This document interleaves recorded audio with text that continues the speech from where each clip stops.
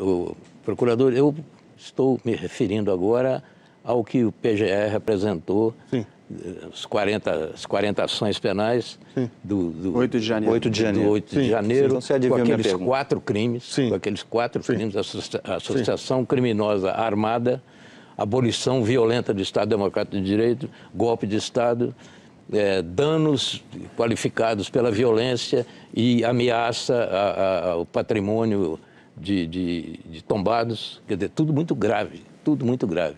Esses 4 crimes configuram uma situação aí que poderia levar 20 anos de prisão, 30 anos de prisão, talvez mais. O senhor usa lá, o PGR usa lá, a Procuradoria, a expressão condenação exemplar. Eu queria que o senhor falasse sobre isso. Em que pé, na sua visão, estão esses processos e se aquele desvario de 8 de janeiro vai terminar na cadeia de fato? Mitro, em primeiro lugar, preciso dizer que o trabalho é de autoria do colega Carlos Frederico Santos, não é do PGR. Ele representa a Procuradoria-Geral da República. O senhor assina embaixo. Não, bom, ele é o responsável. Ele age por delegação do Procurador-Geral e, por isso, ele tem toda a independência. O Procurador-Geral, eu, pelo menos, nunca interferi em nenhuma Câmara ou nenhuma delegação. Eu respeito a posição do colega. Agora, eu tenho que fazer outras observações dentro do que você coloca. Por exemplo, fica melhor a sua resposta. A minha resposta não é de criticar o colega, mas a minha resposta é de ordem técnica. Normalmente, o Ministério Público, ele faz a qualificação jurídica penal.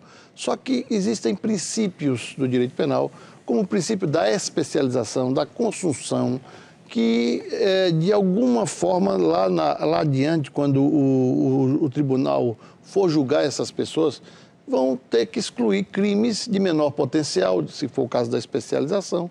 Vão ter... O senhor vê esses 4 crimes ali nas investigações? Olha, eu não gostaria de me manifestar sobre o trabalho do colega. Eu não estaria cumprindo um dever como chefe da instituição de me manifestar criticamente sobre qualquer colega. Então, me permita não fazer essa avaliação. Eu posso dizer o seguinte, é que o colega fez o trabalho que pôde, trabalhou incessantemente durante esses 7 meses, trabalhou de domingo a domingo, procurou dar uma resposta à sociedade acerca da situação do Ministério Público, e eu creio que o Supremo Tribunal Federal vai aplicar os princípios adequados para chegar ao crime que poderá ser ou não aplicado.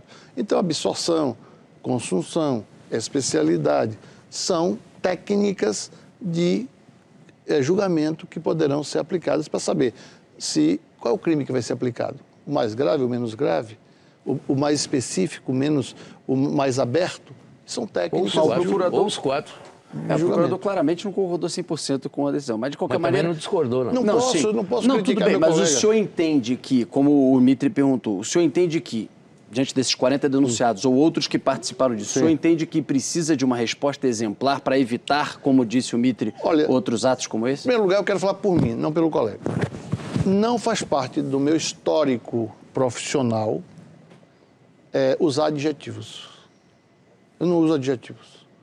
Eu só uso adjetivos na minha atividade funcional, especialmente penal, quando a lei estabelece o adjetivo como necessário para a tipificação de uma certa conduta.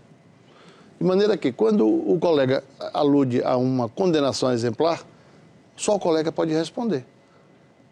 Não é do meu estilo fazer declarações adjetivadas. Mas uma condenação tem um sentido exemplar, inevitável. Olha, o que nós queremos não é uma condenação específica para ninguém. O que nós queremos é justiça. E justiça se faz de muitas formas.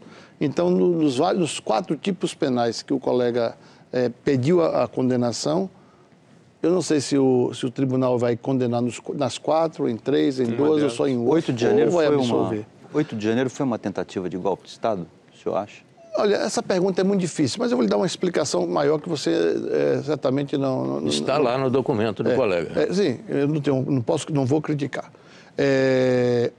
O que aconteceu? 2021, 2022, nós, juntamente com o Supremo Tribunal Federal, com o ministro Toffoli, com o ministro Fux, com o ministro Alexandre, nós mantivemos um controle contínuo e permanente sobre todos os movimentos que eclodiam no país.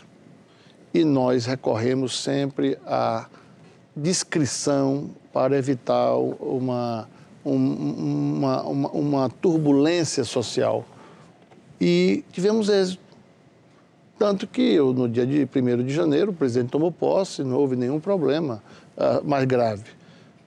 De repente, chegamos ao 8 de janeiro. O que é que houve?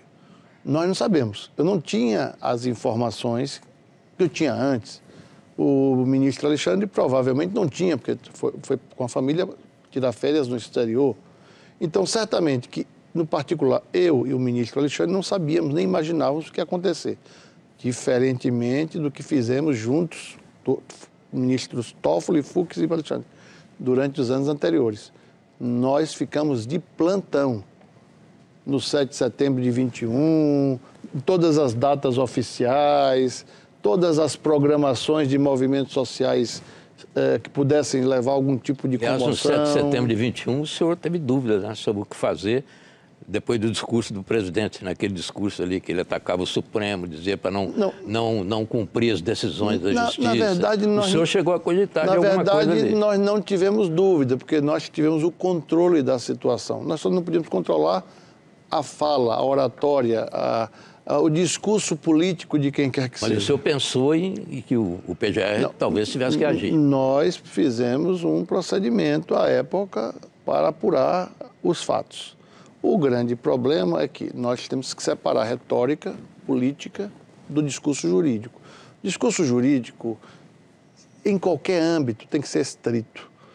Porque o blá blá blá da política, ninguém pode impedir. Isso faz parte da vida pública. Nós temos uma decisão do Supremo que pode ser boa para quem é permanentemente acossado por alguns jornalistas que não curam pelos fatos, pela verdade dos fatos, pelas fontes idôneas, por ouvir a parte contrária. Tivemos um julgamento que diz que a emissora, o jornal é responsável pelos seus colunistas, para condenar a emissora. É uma questão complexa, porque eu entendo que liberdade de expressão é fundamental para a democracia.